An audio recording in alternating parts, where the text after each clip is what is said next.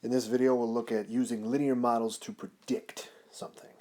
So this video will be fairly short. It's building on a lot of the things we've talked about, first with lines of best fit, where they come from, and also kind of the whole scatter plot idea of associations, both positive and negative. And this is just kind of a capstone sort of lesson on that idea.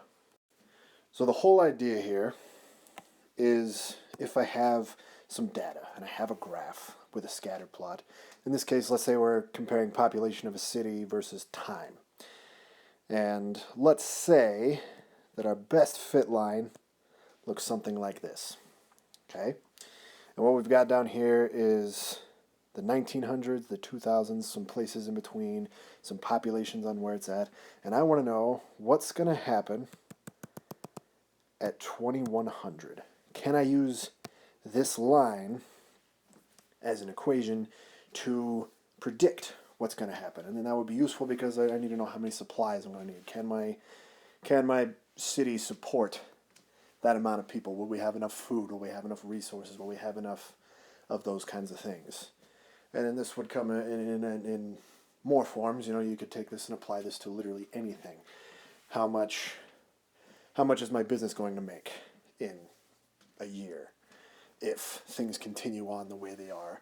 And some of the questions may ask you, is it reasonable to make this assumption?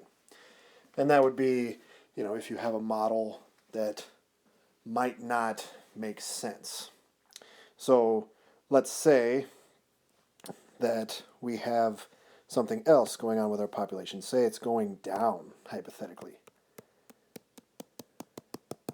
And then our trend line would be something like this. And let's say I'm looking way out here. Would it make sense for my trend line to indicate a negative population? What would that even mean? So that's in one case where it might not make sense to follow the model out that far. It might only be good for short term. It might only be good for long term. We don't necessarily know. It all kind of depends on how close it lines up with the data.